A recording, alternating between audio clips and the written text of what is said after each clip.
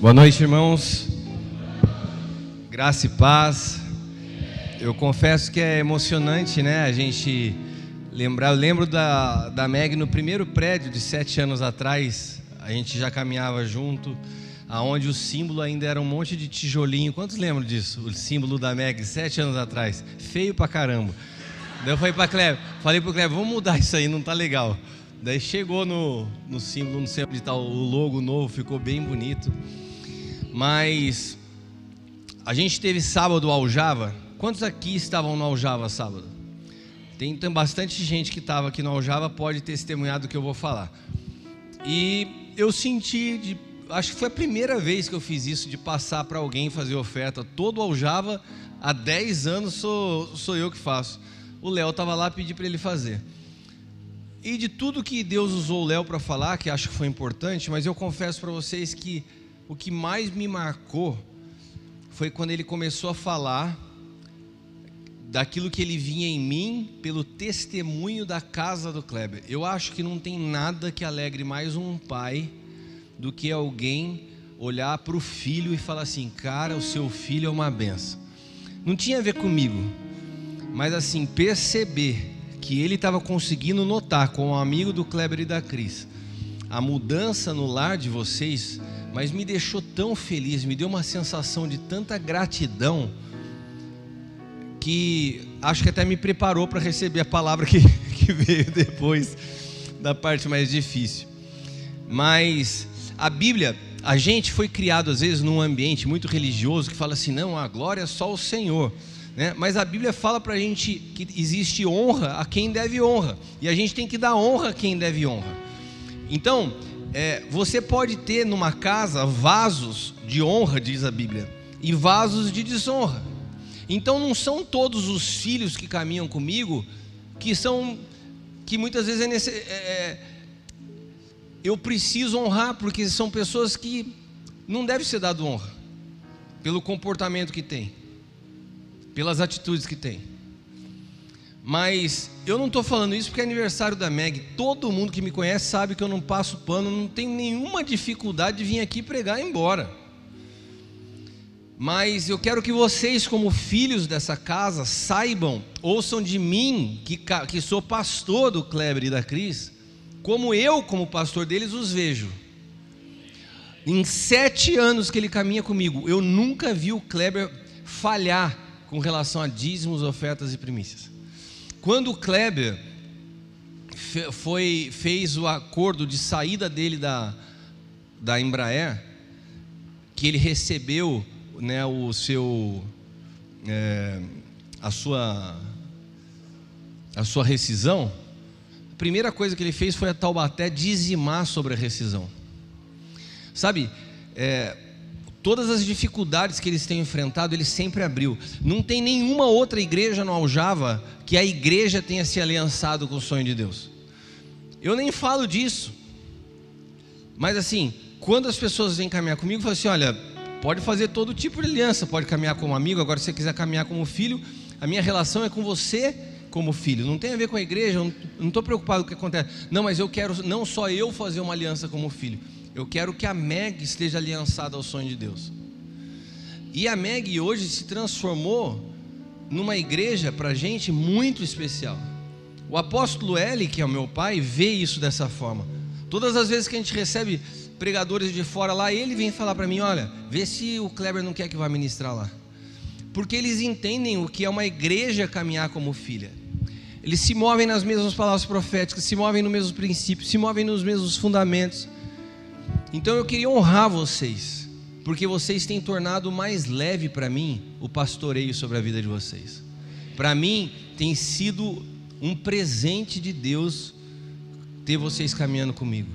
Você, Kleber, tem se tornado um filho tão maduro que você tem se tornado um cara que às vezes eu consigo abrir meu coração e expor para vocês meus sentimentos. Isso é o sonho que eu tenho para cada filho, que os filhos sejam emancipados, sejam maduros, tenham um testemunho digno como você tem. E eu quero falar para você que é filho dessa casa: aprenda a orar pela prosperidade do seu pastor. Tenha alegria quando você vê esse casal prosperar. Sabe, eu conheci uma igreja em Fortaleza que se tornaram muito amigos meus do pastor William. E quando eu conheci aquela igreja, era uma igreja pequena em número, mas já grande em termos de visão. E foi uma igreja que me impactou muito, porque há 7, 8 anos atrás que eu fui para lá a primeira vez, eu acabei de pregar e formou uma fila que não acabava mais. Todas as pessoas da igreja queriam semear na minha vida. E eu falei, eu nunca vi isso. Eu ficava constrangido. Quem não tinha dinheiro ofertava tênis, ofertava. Eu falei, o que eu vou fazer com essas coisas? Com colar, pulseira. E as pessoas vinham e falavam assim: eu quero me conectar ao que você é. Eu quero semear na tua vida. Eu falei, amém, irmão, eu posso orar por você, não preciso ofertar. Eu estava constrangido. Eles falaram assim, não, a gente aprendeu isso com o nosso pastor. E eu olhei e falei, cara, que igreja diferente. E eles tinham alegria de ver o William, que era o pastor deles, crescendo. E o William era um menino simples. Chegava na igreja num carrinho velho. O ano passado eu voltei a Fortaleza. A igreja é enorme. Alguns aqui pastores, acho que o Sérgio e a Silvana foram para lá. Alguns pastores viram. A igreja é enorme. Uma igreja pujante, forte.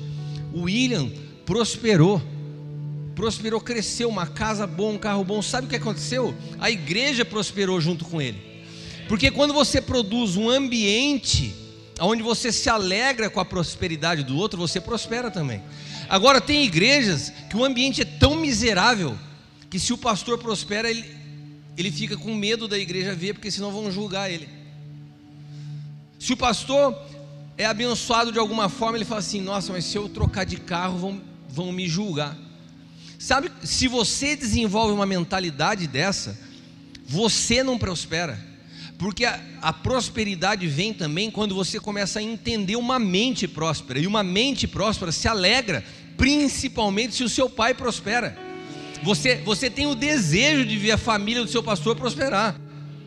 Então, eu vou te dizer algo. Quanto mais o Kleber e a Cris crescerem, mais vocês vão crescer. O Kleber e a Cris para a Meg é o piso de vocês. Se eu levanto o piso, quanto mais eu levantar, mais longe vocês vão, mais alto vocês sobem. Agora, se vocês são obstáculos para que eles levantem, vocês também deixam de crescer. Então, na minha vida, eu vejo isso com eles. Os dois têm prazer em me ver crescer. Chegaram na minha vida num período muito difícil que eu estava vivendo. E sempre, em todo o tempo me honraram. Nos tempos difíceis, nos tempos bons, quando tinham sementes expressivas, quando não tinham, sempre. Então eu quero honrar vocês, porque sabe o que eu desejo para vocês? Que Deus possa dar a vocês filhos da mesma qualidade de filhos que vocês são comigo. Porque isso é justo. A semente, o que eu estou falando para Deus não é nada de anormal. Não estou pedindo nada de sobrenatural. A semente se reproduz na mesma espécie. Do jeito que vocês são, que Deus possa encher essa casa de filhos iguais a vocês. Porque se Deus der para vocês filhos iguais vocês são para mim, vocês vão ter um ministério que vai ser uma bênção. Eu estou falando isso diante de Deus e diante deles e diante de vocês. Antes todos os filhos fossem como vocês. O teu coração, nos momentos que teve dificuldade de entender as coisas, chegou e rasgou. É fácil se tratar com gente que é transparente. Eu louvo a Deus e honro a vida de você, Kleber e Cris e toda a sua família. Amém? Você pode dar uma salva de palmas ao Senhor pela vida deles?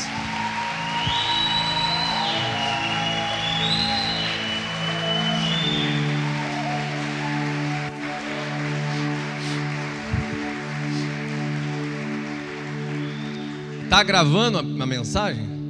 Está gravando essa mensagem? Então quando vocês fizerem daqui 7 anos, 14 anos, vocês passam esse vídeo, para a gente ver se eles vão estar igual, porque às vezes você elogia, o cara piora, né? É bom que você mantenha lá.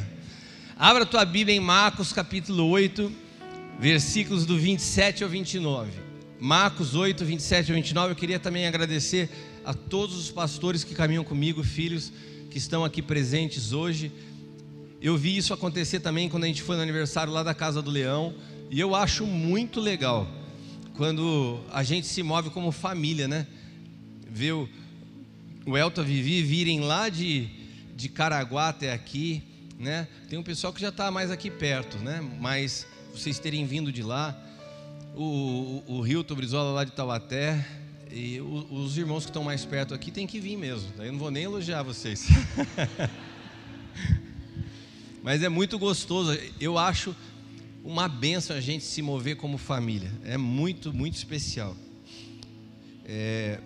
Marcos 8, 27 a 29 diz assim: saiu Jesus e os seus discípulos para as aldeias de Cesareia de Filipe. No caminho perguntou aos seus discípulos dizendo: que dizem os homens que eu sou? E eles responderam: João Batista, e outros, Elias, mais outros, um dos profetas. E ele lhes disse: mas vós, quem dizeis que eu sou?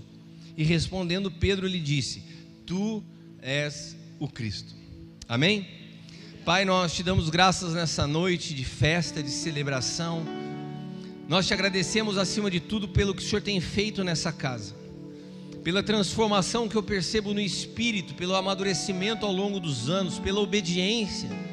Eu te louvo pela oportunidade de honrar a vida dos pastores dessa casa, porque é uma realidade diante daquilo que eles têm se proposto a viver. Te agradeço por cada uma das pessoas que foram acrescentadas a essa família, cada filho que chegou ao longo desses anos. Que o Senhor siga dando crescimento, que seja um tempo de multiplicação, que seja um tempo de avanço, que seja um tempo deles crescerem ainda mais, em todos os aspectos, em maturidade, em graça, em favor, em número, em expressão, em relevância sobre essa cidade, sobre essa região. Nós nos rendemos a Ti nessa noite, e Pai amado, que todo espírito seja levado cativo ao Teu senhorio, que não haja nenhum tipo de distração, ou que não haja nenhum tipo de distorção naquilo que o Senhor deseja falar conosco nessa noite, em nome de Jesus, amém. Nesse texto que nós acabamos de ler, a gente vê Jesus preocupado com a opinião das pessoas, sim ou não? Não, Jesus não estava preocupado, ele queria saber o que as pessoas estavam dizendo, mas não é porque ele tinha crise de identidade. Jesus não estava assim: ai, ontem eu preguei uma palavra mais dura, será que o pessoal não gostou muito, ficou chateado comigo? Será que eu fiz uma postagem falando sobre o Sermão do Monte e não teve muitos likes na internet? Será que o meu ministério eu não estou conseguindo ganhar de João Batista? O problema de Jesus não era comparar ele com os outros. O problema de Jesus não era necessidade de aceitação pelas pessoas. Jesus estava mostrando para a gente nesse texto exatamente o contrário. Ele estava falando assim: o que as pessoas falam de mim? Daí eles falaram assim: olha, cada um fala uma coisa, Jesus. Uns falam que você é João Batista, outros falam que você é um profeta, tem uns doidos aí que falam até que você é filho de Beelzebu, que você está encapetado, que você expulsa os demônios em nome de Satanás. E daí você olha isso e fala assim: caramba, ninguém que observava Jesus conseguia saber quem ele era. Daí ele pega e fala assim: então aqui tem uma esfera, aqui tem uma área. As pessoas que te observam são incapazes de saber quem você é. Daí tem uma outra esfera, aqueles que caminham do teu lado. Beleza, a galera está falando isso, mas e vocês que caminham comigo, o que vocês dizem que eu sou? Daí ficou aquele som de grilo no ambiente, sabe? Cri, cri, cri. Ninguém falava nada. Daí Pedrão levanta e fala assim: tu és o Cristo. Daí você fala assim: caramba, alguém acertou. Não, ninguém acertou, porque Jesus virou para ele e falou assim: não, você não poderia dizer isso nunca, Pedro. Não foi você, não foi carne e sangue que te revelou. Só quem sabe quem eu sou é o Espírito Santo de Deus, e foi Ele que te falou. O Espírito Santo dedou para você quem eu sou, porque você não tem capacidade humana para saber quem eu sou. Sabe o que eu vejo nesse texto? Que Jesus não está com crise, Jesus não está querendo saber o que as pessoas pensam dele. Jesus está nos dando uma aula do que é identidade. Identidade não é o que as pessoas dizem de você. Identidade não é o que os teus amigos íntimos dizem de você. Identidade não é nem o que os teus familiares dizem de você, porque ninguém sabe quem você é de fato. Só o testemunho do Espírito Santo pode revelar a mim e a você quem nós somos. E você sabe quando você está sendo elogiado, se esse elogio é real ou não, porque você sabe se você carrega uma mentira por dentro. Você pode estar sendo aplaudido por fora, e quando você olha para dentro, fala assim: cara, eles não sabem quem eu sou. Ou você pode estar sendo humilhado, você pode estar sendo achincalhado, você pode estar sendo injuriado, você pode estar sendo injustiçado, mas você olha para dentro e fala assim: eu não sou isso. Quando você sabe quem você é, as realidades externas não atingem a tua identidade. Agora, quando você não sabe quem você é, você começa a querer apoiar a sua identidade nas impressões das pessoas ou nas situações que você está vivendo. Ou seja, você se acha o cara incrível quando você é bem sucedido, você acha um desastre quando as coisas na sua vida não são bem, e a tua noção de identidade, ela oscila de acordo com a fase que você está passando na vida. Então, uma pessoa que não sabe quem ela é, que não tem a revelação do Espírito Santo afirmando quem ela é, ela normalmente vai achar que ela é as consequências das histórias que ela viveu ao longo da vida. Por exemplo, se você passou por uma falência, você vai carregar uma identidade de que você é um falido.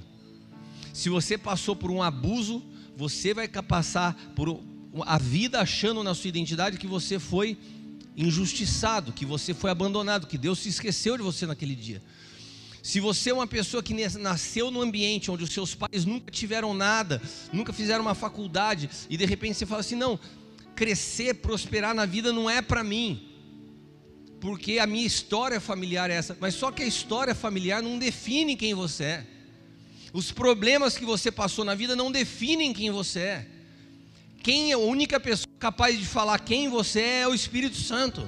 Ninguém pode julgar a tua história por causa de uma situação que você viveu, porque uma situação, duas situações não podem definir quem você é. Por isso é tão importante nós conhecermos a nossa história através do Espírito Santo e não da nossa lente, da nossa ótica.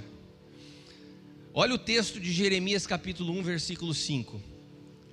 Antes mesmo de te formar no ventre materno, eu te escolhi. Gente, esse texto é forte demais. Eu vou repetir isso olhando para você. Antes mesmo de você ser formado no ventre da tua mãe, Deus já te conhecia. Sabe o que isso quer dizer? Que a tua identidade foi construída por Deus antes de todos os problemas que você passou. E todos os problemas que você passou podem ter interferido na tua capacidade de saber quem você é. E daí qual a única forma de você saber quem você é de verdade? Você saber a sua identidade antes do teu nascimento. A tua identidade eterna. Quem eu sou. O que Deus me concebeu para ser antes de eu ter nascido. E sabe por que é antes que você ter nascido? Porque no teu nascimento você já veio com problemas de fábrica. Sabe aquele carro que você compra? Não, mas eu comprei o carro zero. Uma vez, quando eu comprei o T-Cross, um carro que eu tinha, que eu vendi, comprei ele zero. Saiu da fábrica, uma semana depois o carro desligava sozinho. 2, 3 vezes. Eu falei: mas caramba, eu comprei um carro zero. Você compra um carro zero para não ter problema, mas ele já veio de fábrica com problema. Tive que levar na concessionária. Falei: cara, eu comprei um carro zero para não ter problema. Nossa, Cristiano, a gente vai ver o que aconteceu. Ele veio de fábrica com problema. Olha para quem está do teu lado e fala assim: você veio de fábrica com problema. Você já nasceu com problema. Por quê? Por causa de Adão. O dia que a gente chegar lá no céu, vamos ter uma conversa com Adão. Ele complicou a nossa vida. Ele pecou e ele trouxe uma série de maldições à humanidade que foi passando de geração em geração. A única forma de cancelar isso se chama cruz. A cruz rasga o efeito de Adão na vida do homem. Mas antes da cruz, você continua carregando essas consequências. Então eu vou te contar uma história que aconteceu lá em Taubaté. A gente tem um projeto lá que alguns de vocês conhecem, que se chama FAP, Fundo Apostólico para a Educação. A Leila, minha esposa, que cuida desse projeto. E no FAP chegou uma criança com 12 anos de idade, que a gente começou a cuidar e tal, e quando você acompanha a criança, você acompanha os pais da criança, e a Leila faz esse acompanhamento. E um dia a mãe dessa criança veio falar para a Leila, falou: Leila, está acontecendo uma coisa com a minha filha muito estranha, que eu preciso de ajuda. Uma mulher simples, que não tinha acesso a psicólogo, nada disso, tanto que a criança estava estudando no FAP. E a Leila falou: o que está acontecendo? Ela falou assim: a gente está descobrindo que a minha filha sai do almoço e leva comida escondida no prato e esconde embaixo da cama e deixa comida embaixo da cama. E eu não entendo por isso. Daí a Leila falou assim: você já passou fome alguma vez na vida? Ela falou assim: não. Daí ela falou assim: me conta um pouco a história da tua filha. Daí ela virou e falou assim para a Leila: ela não é, na verdade, ela não é minha filha natural, eu adotei ela. Mas eu adotei ela recém-nascida. Daí a Leila falou assim: você sabe a história da mãe dela? Daí ela falou assim: eu não sei muito bem. Daí a Leila falou assim: você pode pegar as informações de como foi a gestação da mãe dela? Porque na cidade, no órgão que é responsável por essa área de cuidado da criança, você consegue pegar todo o histórico. E ela foi lá pegar o histórico. Qual que foi a história dessa menina que com 12 anos começou a esconder comida embaixo da cama? Criada num lar por uma família desde recém-nascida, num lar onde recebeu amor, onde foi cuidado, onde nunca faltou comida, onde nunca faltou nada. A história dessa menina foi que ela foi gerada por uma mãe que era usuária de crack. E durante toda a gestação, essa mãe vivia numa casa com outros usuários de crack e que faltava muita comida, então ela usava a droga e escondia comida embaixo da cama. Quem que ensinou essa menina a fazer isso? Ninguém ensinou essa menina. Ela carregou uma carga genética que com 12 anos se manifestou de fazer a mesma coisa que a mãe fazia. Mas você concorda que Deus criou essa menina perfeita? Criou essa menina perfeita. Deus concebeu essa menina com algum trauma? Nenhum trauma. Mas do momento que ela foi gerada no ventre da mãe dela até ela nascer, já tem vida. Já há vida, ela já tem experiência com a vida. E a experiência que ela tem com a vida é a experiência que ela recebe a partir da mãe dela. Se a mãe dela passa por um abuso, se a mãe dela passa por privação, se a mãe dela começa a declarar assim: não queria que essa menina nascesse, estou enfrentando tudo isso e estou carregando todas essas situações, a criança já está sentindo no ventre, porque já tem vida. Então, quando nós nascemos, nós já nascemos com uma carga emocional que nós herdamos, não porque Deus nos fez assim, mas que nós herdamos as consequências de como foi o processo gestacional da nossa mãe. A maneira que a nossa mãe foi tratada pelo nosso pai, se ela sofreu algum tipo de insegurança. Quantas mulheres engravidam e o marido fica ameaçando: olha, eu não quero essa criança, vou me separar de você. Todo esse processo de medo e insegurança refletem na vida da criança.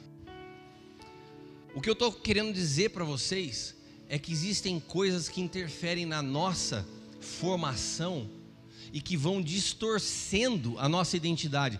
Essa menina não é assim, mas você pode falar assim: mas ela nasceu assim. Ela nasceu, ela saiu do ventre assim, mas ela não foi gerada por Deus assim. O que aconteceu no ventre marcou a história dessa menina. Podem ter coisas que aconteceram na sua vida que marcaram a tua história, que levaram você a ter um pensamento de miséria, que levaram você a ter um pensamento de inferioridade, que levaram você a ter um pensamento de Deus diferente de quem Deus é, porque você passou a interpretar Deus a partir das suas experiências pessoais. Você teve uma relação ruim com o seu pai, então você começa a imaginar Deus sempre a partir do seu pai. Só tem uma maneira da gente entender a vida com clareza, sem que essas coisas interfiram em nós. É que toda essa história, essa natureza adâmica, cheia de traumas e de problemas, possa ir para a cruz. Na cruz dá um reset, na cruz dá uma zerada, na cruz é como se você levasse o carro para a concessionária e fala assim, dá outro zero. É isso que acontece na cruz. Eu vim com um problema, eu quero um outro zero. Deus te dá a oportunidade de começar uma nova vida. Quando a gente não entende o evangelho, você pensa que entregar a sua vida para Jesus é levar o carro na revisão. Dá uma melhorada aí, corrige o que não está bom e me dá. Não, Deus não vai corrigir o que está com problema. Ele vai falar assim, veio com problema? Vem cá, me entrega esse com problema que eu vou te dar um novo zerado. A gente recebe uma nova vida, não é a nossa vida antiga melhorada. Só que, para você receber uma nova vida, você tem que ter coragem de entregar a tua vida atual. Aquele que tiver disposição a perder sua vida por amor a mim, esse vai receber vida. Se você preservar e tentar poupar a sua vida, você não vai encontrar vida. E aqui nesse texto, Jesus está fazendo uma troca entre duas palavras: vida anástrofes e vida zoe. Vida anástrofes é a vida comportamental, é o teu dia a dia, o teu mundinho. Jesus fala assim, me entrega o teu mundo, aquilo que você chama de vida, e eu vou te dar vida no teu espírito. Agora, se você não me entregar o teu mundo, você não tem vida no espírito. Mas sabe como que a maioria de nós entende o evangelho? Jesus, vem habitar no meu mundo, vem fazer parte da minha história. Eu quero que o Senhor reine na minha empresa, que o Senhor reine na minha casa. Só que você não entrega a sua vida. Você convida Jesus a fazer parte da sua história. E Jesus está falando assim, não, me entrega a tua história, para eu te dar uma nova. E você não quer entregar, porque você tem medo. Eu sempre uso como exemplo aquela brincadeira antiga que tinha no programa do Silvio Santos, que é da época do Ricardo até. Você lembra? Eu não lembro, eu não sei quem lembra, Domingo do Parque. Essa você sabe, pastor Paulo. Domingo no Parque, tinha uma cabine. Tinha uma cabine, a criança entrava lá igual isso aqui, ó. Imagina que você entrou aqui, você está de costas para a galera. E daí você tem um monte de presente aqui. Daí alguém levanta uma garrafa d'água aqui. E tem o cara de costas ali dentro. Ele só está com um fone de ouvido. E você fala assim, você deu uma carteira cheia de dinheiro para ele. Daí eu falo assim, olha, você quer trocar a carteira cheia de dinheiro que a Bel deu para você por essa garrafa d'água? Daí todo mundo fala assim, não, mas o cara está de costas e não está vendo. Daí ele fala, sim. Daí dá a garrafa d'água e pega e perdeu a carteira. Daí, e o Silvio Santos ia fazendo isso, sacaneando a galera. Ele falou assim, você quer trocar esse tênis por uma bicicleta Monarch? E todo mundo falava assim, troca. Daí o cara falava, não! E ele saía da cabine com aquela cara de surpresa, o que será que eu ganhei? Ele só podia dizer sim ou não lá dentro. Sabe, quando a gente chega para Jesus, ele fala assim para a gente, você quer trocar essa vida miserável que você tem por algo que eu vou te dar, que você nunca viu e não conhece? E daí você grita bem alto assim, não, eu quero a minha vida do jeito que tá boa assim, vem para cá e melhora isso, mas eu não vou dar. O Senhor fala, não tem jogo, eu não melhoro nada, eu faço um novo, eu te dou uma nova vida. Agora, para você ter a coragem de se render de fato completamente a Deus, você precisa entender essa questão de identidade. Nós vivemos hoje um mundo onde o maior problema das pessoas é a identidade. As pessoas não sabem quem são. Eu conheço um monte de pastores que por falta de identidade se tornaram cópias de outros pastores. Imitam até os trejeitos de pregar, o tom de voz, porque não tem identidade, não sabem quem são. A função de um pai não é formar réplicas, é entender a identidade de cada filho. É entender, o jeito que eu educo o Caio, meu filho, é diferente do jeito que eu educo a Bruna. Porque o Caio tem uma personalidade, a Bruna tem outra. Pode ser que o que eu elogiei o Kleber não seja o mesmo elogio que eu dou para o Ricardo, mas o elogio que eu dou para o Ricardo pode ser que o Kleber não receba. E se os filhos não entendem que elogiar ele não quer dizer que eu estou destratando ninguém, a gente entra num lugar de competição, mas não é isso. É que cada um tem uma identidade. Quantos estão entendendo? Hoje as pessoas sofrem porque não conhecem a sua identidade e passam a se comparar com os outros. Por que fulano de tal chegou na igreja e já está participando das coisas e eu não? Por que Deus responde a oração dele e a minha não? Isso não é problema só teu. Teve um cara na Bíblia chamado Asaf, que um dia ele chegou no templo e ficou triste, falou: Senhor, eu olho à minha volta e vejo os ímpios prosperando, eu estou lutando, me esforçando para preservar uma vida pura, santa, e tudo dá errado na minha vida. E nos caras que estão do meu lado, nos meus vizinhos, que fazem tudo errado, está tudo dando certo. Gente, você sabe o que era o mundo na época de Asaf? O mundo na época de Asaf não tinha televisão, não tinha WhatsApp, não tinha redes sociais. O cara não sabia nem que existia Brasil naquela época. O mundo deles estava restrito a uma vilazinha. Asaf devia conhecer meia dúzia de gato pingado. As pessoas se relacionavam na região que ela nasceu, aquilo ali era o mundo delas. E naquele lugarzinho pequeno, as pessoas que ele conhecia, ele já se sentia mal quando ele se comparava. Agora, num mundo como o nosso, aonde além de todas as pessoas que nós conhecemos, que são muito mais, se todos os dias tem na rede social, no Instagram, alguém se dando bem. Você olha, você lá está lutando para pastorear uma igreja de 10, 20 pessoas, você olha no Instagram, só igreja com 2.000 pessoas, 10.000 pessoas, você fala assim: eu sou um fracasso. Qual que é a tua medida de fracasso? A tua comparação com outra pessoa, porque você não tem identidade, você não sabe o que Deus te chamou para ser. Deixa eu te perguntar uma coisa aqui: quantos aqui sabem exatamente o que Deus quer da tua vida? Quantos aqui têm clareza de quem são, por que você foi formado, o que Deus espera de você e para onde, qual é o teu alvo para os próximos anos? Quem tem clareza disso? Olha, eu sei responder tudo que você falou agora, pastor. Eu tenho certeza que se eu fizer essa pergunta, muitos de vocês vão titubear para responder, porque a gente não tem convicção da nossa identidade. Sabe por que a gente não tem convicção da nossa identidade? Porque a gente não sabe mais ouvir o Espírito Santo, a gente só quer ouvir a opinião das pessoas. E Jesus nos mostra nesse texto que as pessoas não podem falar quem nós somos. Nenhuma pessoa pode falar quem nós somos. A única pessoa capaz de falar para você quem você é e te dar a clareza da identidade é o Espírito Santo.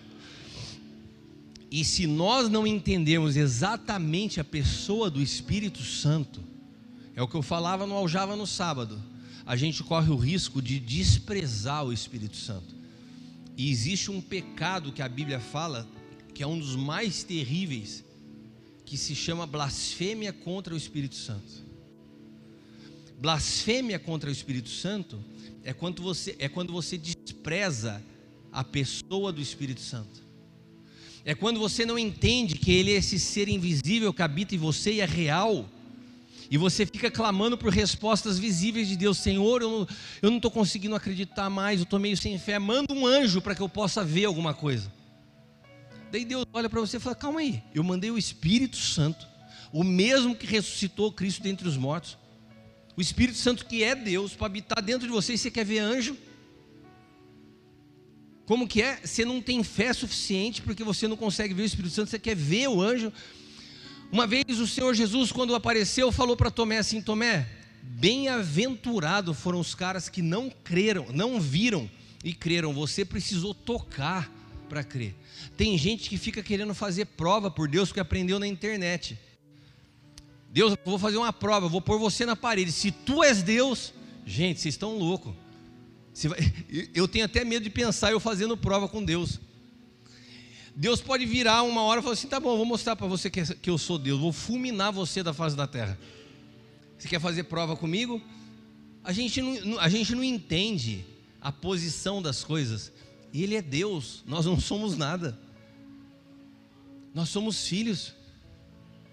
Quando um filho não entende a posição de um pai, entra uma coisa que se chama falta de respeito. Tem gente que vai orar e entra num lugar de falta de respeito com Deus, porque não tem identidade de filho. O Espírito Santo é o maior presente de Deus da história, e hoje ele habita para você, dentro de você. E o Espírito Santo tem duas funções diferentes na história da humanidade. Uma antes da cruz e outra depois da cruz. Só que isso não é que uma tenha cessado e a outra continua, porque isso depende da vida de cada um. Eu não sei aqui quem já passou pela cruz, quem não passou. Para quem não passou na cruz, o Espírito Santo tem uma obra principal, não única, principal, que é te convencer do pecado, da justiça e do juízo. Você não passou na cruz ainda. Adão está toda hora gritando dentro de você.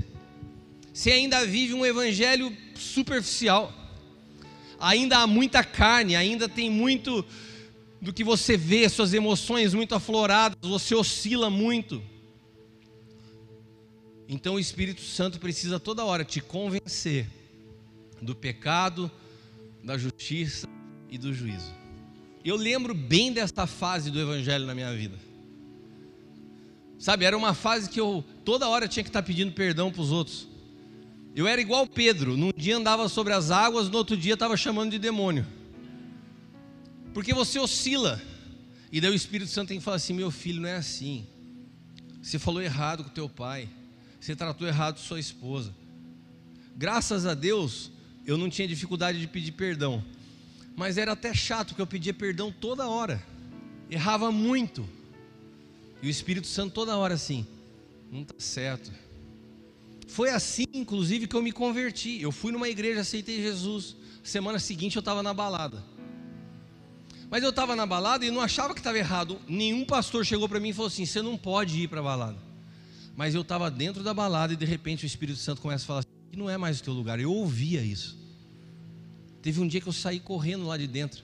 Eu estava de carona com meus amigos, fiquei chorando na porta da balada, saí. Daí os caras saíram tudo bêbado, falaram assim: cara, o que você está fazendo aqui fora? Eu falei: cara, aqui não é meu lugar. Eu nunca mais voltei. Ninguém me falou: você não pode, você está proibido de ir. Mas o Espírito Santo ia me convencendo do que estava errado na minha vida. Só que teve um momento na minha história que eu passei pela cruz. Não que eu não tenha que carregá-la, mas a cruz, ela tem dois momentos na vida de alguém. Jesus precisou carregar a cruz para ser crucificado. Com a gente a história inverte.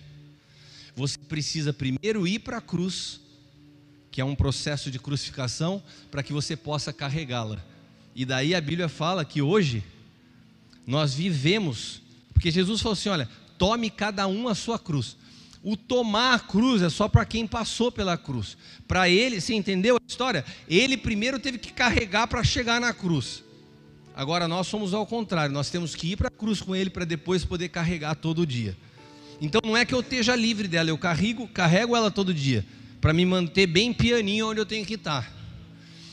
Mas o dia que eu passei pela cruz, que essa natureza foi mortificada, a obra do Espírito Santo muda. Já não é o tempo inteiro tendo que falar para mim o que está de certo e errado. Agora ele precisa gerar em mim uma identidade de filho. E é isso que a Bíblia diz, que o Espírito Santo testifica ao meu espírito que eu sou filho de Deus.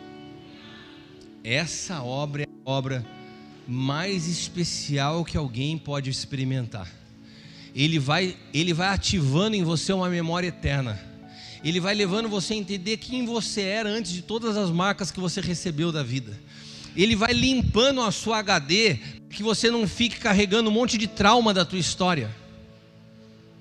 Ele vai expandindo o seu pensamento de todas as limitações que você carrega. Você sabe que prosperidade financeira está muito mais ligado à mentalidade do que à oportunidade. Se você não acredita que você pode prosperar, você nunca vai prosperar. Se você não se vê sendo próspero, você nunca prospera. Porque tem a ver com a mentalidade. E essas mentalidades a gente carrega pela história que a gente teve. Mas Deus, Ele chamou todos nós para prosperar. Não tem barreira na tua vida. As barreiras foram colocadas no meio da tua história. Agora, quando o Espírito Santo começa a te levar a entender quem você era, ele transforma um cara inconstante como Pedro num dos maiores apóstolos da igreja, no cara que tinha medo e negou 3 vezes, por um cara que deu a vida literalmente pelo evangelho. Sabe, essa vida que você tem oscilando inconstante só pode ser transformada quando o Espírito Santo revelar a você quem você é. Você não é uma pessoa inconstante, você está inconstante. Você não é uma pessoa superficial, você está superficial. Você não é uma pessoa promíscua. Pode ser que você esteja vivendo uma história de promiscuidade, com pornografia, com essas coisas. Isso não é quem você é. Isso é um momento da tua história. Você não é um adúltero por ter cometido um adultério. Mas se você permanece, você se torna. Mas quando você se arrepende e abandona, Deus te dá a oportunidade de começar uma nova história e revelar a você a sua identidade. Nós hoje carecemos no mundo de pessoas que saibam quem elas são, que tem identidade clara de quem elas são. Só alguém que tem identidade clara de quem é pode ajudar alguém que está perdido. Há um mês atrás a gente viu uma história de 2 pessoas na mesma semana que tiraram sua vida. Uma jogadora de vôlei da seleção brasileira, a mulher chegou no topo que a carreira de jogadora de vôlei podia alcançar. E um dentista, que era considerado o dentista das estrelas. Eu estava com o Alan agora lá em São Paulo, o evangelista Alan. O Alan estava falando que fez um curso com ele. Falou, o melhor cara da área de estética odontológica do Brasil. O cara, simplesmente um cara novo, chegou no ápice do sucesso. Como é possível 2 pessoas que chegaram no ápice do sucesso exterior, no mesmo momento chegarem na falência do seu interior? O que é sucesso para você? Sucesso para você é a posição que você está ocupando? Sucesso é o quanto de dinheiro você tem na conta bancária? Sucesso é o que as pessoas pensam ao teu respeito? Tem gente aqui que está sofrendo porque acha que está sendo fracassado, porque as coisas não estão dando certo. Na vida desse cara e dessa mulher estava dando tudo certo, mas por dentro eles não tinham identidade. E quando você alcança o que se alcançar, você está mal resolvido por dentro, nada tem sentido. Então não tente resolver as coisas que estão fora da tua vida sem resolver primeiro o que está dentro. Permita que Deus te acerte por dentro, depois as coisas por fora elas entram no lugar. O seu problema não é falta de dinheiro, o teu problema não é a tua esposa ou teu esposo, o teu problema não tem nada por fora que seja de fato problema. O teu problema está dentro de você. Teu orgulho, tua mentira, tua inveja, tua miséria, esses problemas não são externos, eles estão dentro de você.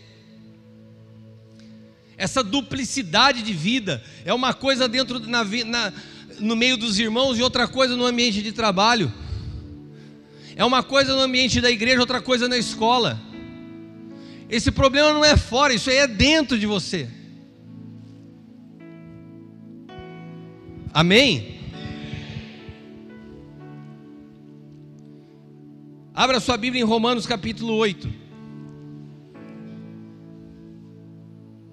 A partir do versículo 14.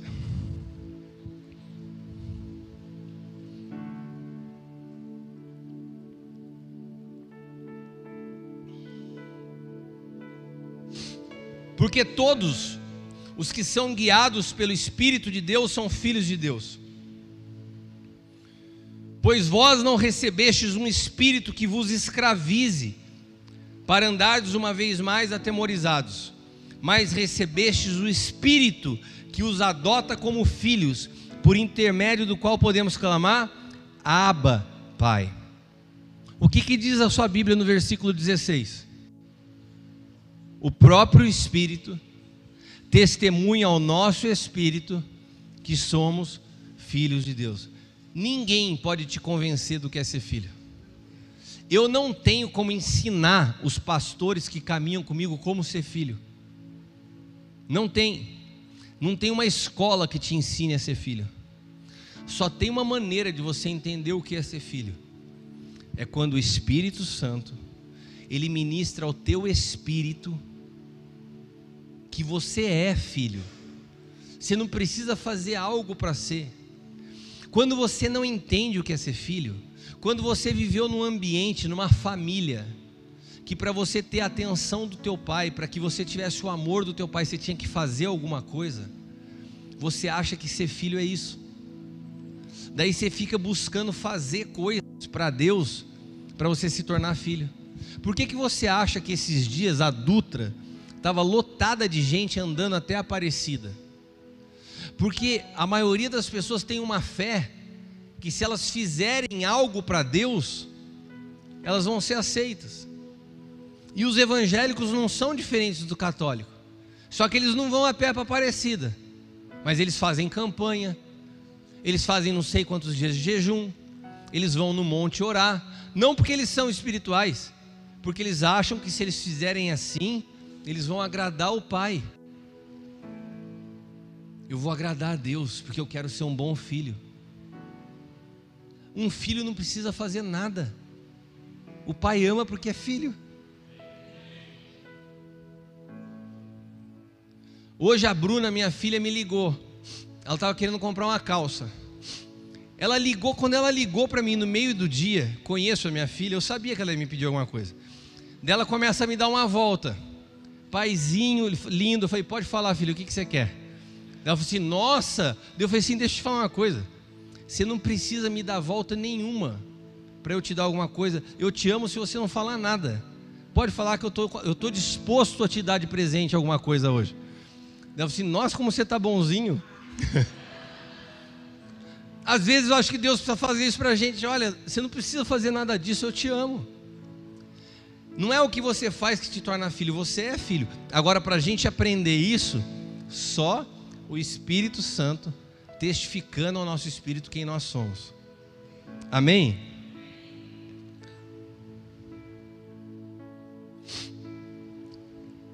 Abra sua Bíblia em Efésios 6:12. Como eu já sou de casa,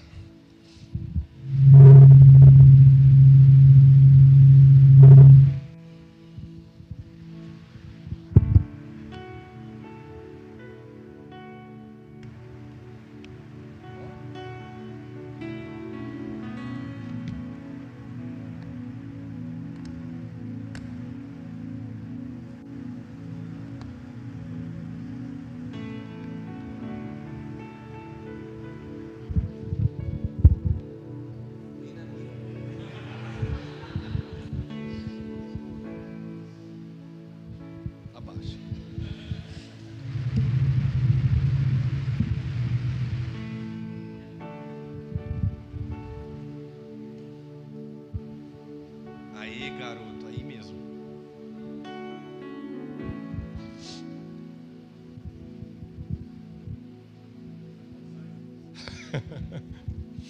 Bom, enquanto ele arruma lá, vamos ler aqui. Efésios 6:12. Pois não é contra a carne e o sangue que temos que lutar, mas contra principados e potestades, contra os príncipes do mundo dessa treva, contra as hostes espirituais da iniquidade nas regiões celestiais. Tá bom, obrigado. Eu não quero entrar em todo aspecto do que esse texto diz a respeito de luta espiritual. Eu só quero desmistificar algo para você. A gente tem transferido muita culpa das nossas coisas na vida ao diabo. E esse texto não está falando que tudo que acontece na sua vida é culpa do diabo. Olha, a nossa luta não é contra carne e sangue, não são as pessoas, é o diabo. Esse texto ele só está nos falando o seguinte: que o diabo ele vai estar o tempo todo tentando distorcer na sua mente a tua identidade de quem você é. É a única coisa que ele pode fazer.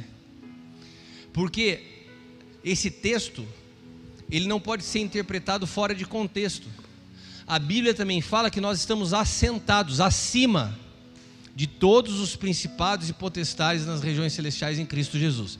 Então olha só, se a nossa luta não é contra a carne e sangue, mas contra principados ou potestades, o que a Bíblia fala aqui? Qual que é o teu inimigo? Principados e potestades. Depois no outro texto, o que a Bíblia fala? Esse teu inimigo já está debaixo dos teus pés, você está sentado acima dele. Então que poder tem um inimigo que está debaixo de você? Zero. Ele não pode te tocar, ele não pode interferir na sua vida. E ele sabe disso. Então a única coisa que ele pode fazer é mentir para você a respeito de quem você é, porque se você acreditar na mentira dele, ele consegue ter algum êxito na sua vida. Foi assim desde Gênesis. Ele não podia tocar a mulher nem o homem. Ele chega no ouvido de Eva e fala o quê? Olha, o que Deus te falou não é bem assim. Quando as pessoas começarem a colar do teu lado e falar assim, olha, o que você está aprendendo lá na igreja? Não é bem assim. Olha, dízimo e oferta não é bem assim. Paternidade, esse não é bem assim, é a voz do inferno. Porque quando você começa a querer ajustar o evangelho ao que faz sentido à sua mente, você já comeu do conhecimento. O evangelho não tem que fazer sentido à sua mente. Ele é uma vida que nasce no teu espírito, e as coisas que nascem no espírito às vezes são incompreensíveis para a mente. Então a nossa luta declarada nesse texto é uma luta de posição. Nós não podemos sair da onde nós estamos. Nós somos filhos, nós não temos que fazer nada para adquirir o direito de ser filho. Nós já somos. Mas quando você deixa de se comportar como filho, o diabo está tendo espaço na sua vida. Quando você começa a questionar, quando você começa a sair, quando você começa a duvidar do amor de Deus por um problema que você está vivendo, sabe, eu não estou me colocando aqui num padrão acima, meus filhos têm problemas, eu tenho problema, mas eu posso te afirmar, que qualquer um de vocês se perguntarem para o meu filho e para a minha filha, Caio, Bruna, vocês têm dúvida que o apóstolo Cristiano ama vocês? Eles vão falar assim, nenhuma. E esquece o dia de hoje, que eu dei uma calça para ela de presente. Pega um dia que ela tiver azeda comigo. Pode fazer o teste se você quiser. Um dia que eu chamar a atenção dela, que ela estiver brava, que você vê ela entrando na igreja bicuda comigo. Chega para ela assim, você está brava com o seu pai? Ela vai falar assim, tô. Daí você fala assim, e você tem dúvida que ele ama você? Daí ela vai olhar e falar assim, não, isso não. Ele está bravo comigo. Eu estou brava com ele, mas eu não tenho dúvida que ele me ama. Sabe qual que é o nosso problema quando a gente não tem a nossa identidade afirmada? Quando a gente acha que Deus está bravo com a gente acha que Ele não nos ama. Quando um pastor nos corrige, a gente já acha que Ele não nos ama, porque a gente entendeu amor na base da aceitação, e amor não é aceitação. Sabe como Deus prova o amor? Nos amando quando nós ainda éramos pecadores. Não é quando você se converteu. O amor de Deus é quando nós somos completamente inúteis, porque você está tentando se tornar útil para ser amado, e não é assim. Eu já contei essa história, mas eu vou repetir hoje para vocês. Algumas pessoas já sabem que no final do ano passado a minha mãe foi diagnosticada com um câncer. E eu estou falando disso hoje, num dia para mim bastante delicado, porque essa noite, de ontem para hoje, eu tive um sonho com ela e foi muito real. E eu tenho sentido muita saudade dela. A minha mãe me ganhou para Jesus, eu tinha um relacionamento incrível com ela. Quando ela faleceu, eu olhei para aquele caixão e falei assim, eu não tenho nenhuma fatura aberta, eu não tenho uma palavra que eu me lembre de ter dito ao longo da vida de ofender minha mãe. Então assim, pensa numa relação de amor de mãe e de um filho, que eu não tenho uma vírgula para ser colocada. Foi essa a minha relação com a minha mãe. E eu tenho sentido muita falta dela, principalmente quando eu viajo, porque eram momentos que eu ligava para ela antes de sair, e quando eu chegava em casa ela queria saber tudo de como tinha sido. Então toda vez que eu viajo a memória fica muito... E eu tive que estar fora esse final de semana, estava voltando agora de São Paulo, e eu dormi de ontem para hoje, tive um sonho real com ela. Sabe aqueles sonhos que você fala, pô, por que acabou? Eu estava na mesa falando um assunto e ela falou assim, não acho isso. Eu olhei e falei, você está aqui, mãe? No sonho. Ela falou assim, tô, filho. Eu falei, você está bem? Ela falou assim, tô. Eu falei assim, eu estou com tanta saudade de você. E daí eu comecei a chorar no sonho olhando para ela. Obrigado. Mas foi muito forte aquilo para mim, né? Porque foi muito real. E a minha experiência com a minha mãe, que todas as vezes que eu saía eu comprava um presente para ela. Todas as vezes, eu chegava e dava uma lembrancinha. E teve um dia que eu vi que ela estava começando a escorregar, ela não tinha firmeza na perna, e eu comprei. Daí, beleza. Passou uma semana, eu chego na casa dela, ela estava na cadeira de rodas com a meia que eu dei. Ó, estou usando a meia que você me deu. Daí eu olhei assim, a borracha estava virada para cima. Eu falei, mãe, a borracha é para baixo. É para você não deslizar o pé. Eu falei assim, nossa, eu nem percebi. Daí eu me abaixei e fui trocar a meia dela, fui arrumar. Eu me abaixei assim, tirei a meia do pé dela. Quando eu comecei a colocar a meia certo, sabe aquele momento que parece que o tempo para? E eu comecei a lembrar quantas vezes na minha infância a minha mãe tinha baixado para amarrar meu tênis para a escola. Eu era criancinha assim, eu gostava de jogar bola. Eu ia jogar bola, eu falei, mãe, amarra o meu cadarço. Eu não sabia amarrar o cadarço. Daí ela abaixava, amarrava o meu cadarço para eu ir jogar bola. Punha minha meia, punha meu tênis, penteava meu cabelo para eu sair de casa. Não é que a minha mãe era útil na minha vida, a minha mãe era essencial, porque se ela não amarrasse meu cadarço eu não saía de casa. Durante toda a minha infância, se não fosse a minha mãe eu não comia, eu não me vestia, ela fazia tudo. Mas chegou um momento na minha vida que a minha mãe já não era útil. Eu já sou um homem de 50 anos, eu tinha minha casa, tinha minha família, eu faço tudo sozinho. Ela já não era útil para nada. Ela não podia me ajudar em nada. A minha relação com ela não tinha a ver com a utilidade dela para mim. Num período da minha vida ela foi útil.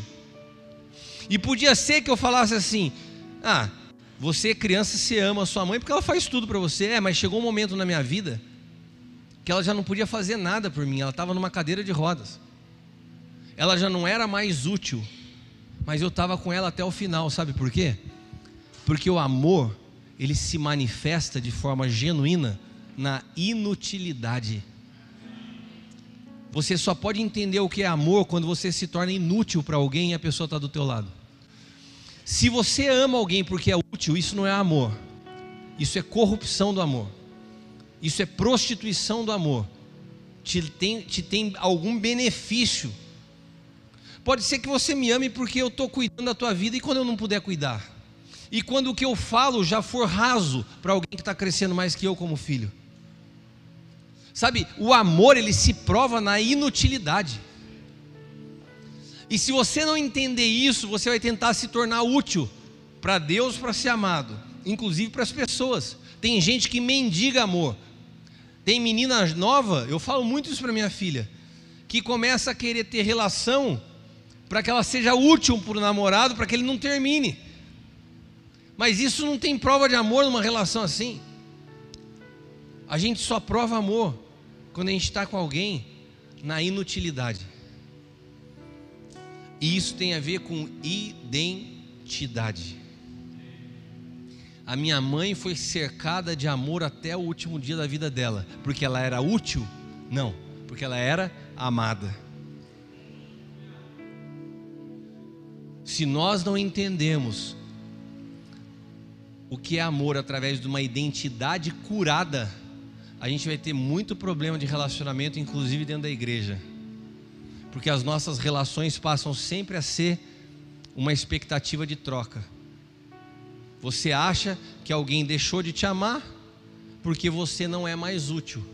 Daí as pessoas ficam sempre buscando na igreja cargos e funções para se sentirem úteis. Você sabe qual é a primeira coisa que eu faço com a maioria dos pastores que começam a caminhar comigo? Fala, para. Fernandão ficou parado 2 anos lá no Sonho de Deus. Vinha de uma vida, de um ativismo religioso, com agenda, pregava retiro de carnaval de um lado para o outro.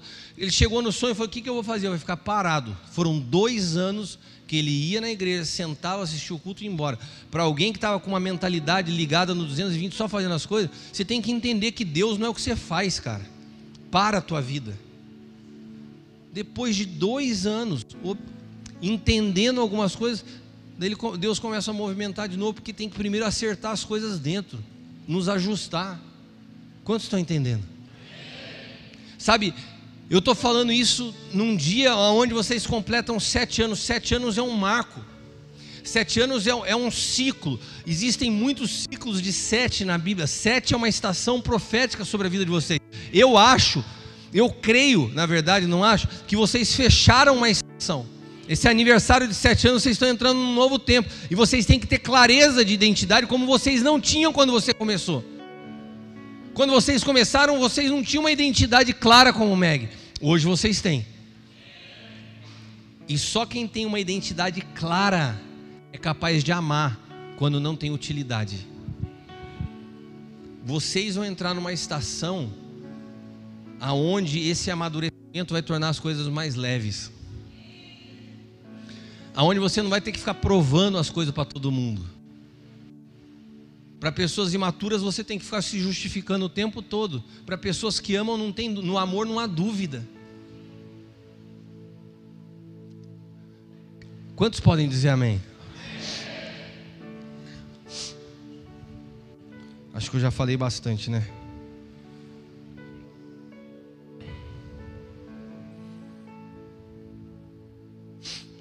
Vamos orar. Quero orar com vocês. Sabe, eu queria fazer 2 orações. Feche os teus olhos, pode se manter sentado.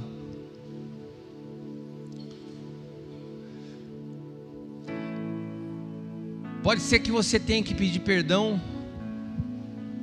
por 2 situações nessa noite. Uma a Deus, porque a tua falta de identidade trouxe muitos questionamentos e fez com que você culpasse a Deus de algumas coisas que você não entendia. Por que você é assim? Deus não te fez assim. A tua história te tornou assim. Mas isso não quer dizer que você não possa ser diferente. Nessa noite o Espírito Santo quer revelar como Deus te concebeu, como Ele te criou, antes dos problemas que você atravessou na vida.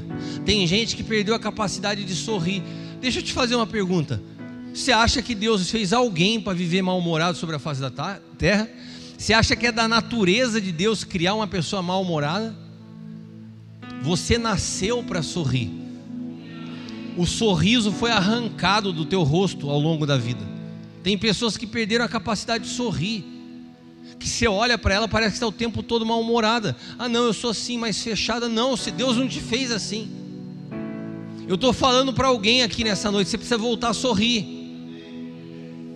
Eu estou falando a alguém aqui nessa noite, você precisa voltar a sorrir.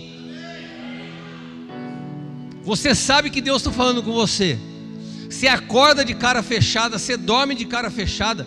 Quem convive com você tem medo de você. Você desaprendeu a sorrir, mas Deus não te fez assim. E pode ser que você tenha que pedir perdão para alguém nessa noite, porque a tua falta de identidade faz com que você busque culpados pelos teus problemas, e você transferiu a culpa de muitas coisas para as pessoas à sua volta. Pode ser que seja até para a igreja, para outros irmãos, para cônjuges. Eu creio que hoje é uma noite de alinhamento na tua vida por dentro. Eu creio que hoje é uma noite que o Senhor quer fazer dela um marco na tua história. Vocês falaram aqui quando terminou o vídeo: quem encontra um povo encontra um destino. Se você não tem identidade, você está no meio de um povo de destino e perdido. Você já viu a história do patinho feio? Um monte de patinho branco, ele era preto, ele se sentia, na verdade ele era um cisne. Ele não sabia a identidade dele. Você é um príncipe, uma princesa do Senhor, e está vivendo como um miserável, porque não tem clareza da tua identidade. O Senhor quer restaurar a tua identidade nessa noite. O Espírito Santo quer te dizer o quanto o Senhor te ama, ainda que a tua mãe ou teu pai não tenha desejado que você nascesse, ainda que você nem conheça um deles, ainda que você tenha sido abandonado, a tua história não está restrita aos teus pais. Deus te amou, foi Ele. A Bíblia fala, quando Ele fala a Jeremias: eu te formei antes que no ventre você fosse gerado. Foi Deus que concebeu a tua história antes de você enfrentar os problemas que você enfrentou. Deus já te amava. Pare de culpar Deus, pare de culpar seus pais, pare de culpar as pessoas. Permita que o Espírito Santo revele a você quem você é, e a tua vida vai mudar da água para o vinho. Uma nova história é o que eu quero declarar sobre a tua vida. Feche os teus olhos. Pai, nós te damos graças por essa noite. Eu quero declarar liberdade para que o teu Espírito Santo possa operar nesse lugar com liberdade, na vida de alguém ainda convencendo da necessidade da cruz, convencendo do arrependimento, trazendo consciência daquilo que está errado. Que o teu Espírito tenha liberdade, Pai, para nos mostrar e nos conduzir à cruz. Mas para outros, que nessa noite o Espírito Santo possa testificar ao nosso espírito a nossa identidade de filhos, que nós não somos o fruto das experiências que tivemos, nós temos uma identidade eterna. Revela a cada um de nós essa identidade. Eu oro sobre essa casa, eu oro sobre os meus irmãos, eu oro sobre as famílias, identidades restauradas. E assim como é o nome profético dessa casa, a identidade de pais restauradas vai produzir edificação de geração em geração. E essa casa será conhecida como um lugar que edifica de gerações. Não é só um nome, não é só uma placa. Que isso aconteça no Espírito, que isso aconteça de fato. Nós estamos edificando por gerações. Eu declaro que toda mentira do inferno sobre a tua vida caia por terra agora, em nome de Jesus. Toda mentira a teu respeito, toda mentira que você acreditava até hoje, caia por terra, e que o Espírito Santo traga clareza sobre a tua vida, de quem você é, em nome de Jesus. Quantos podem dizer amém? Amém, aplaudam o Senhor.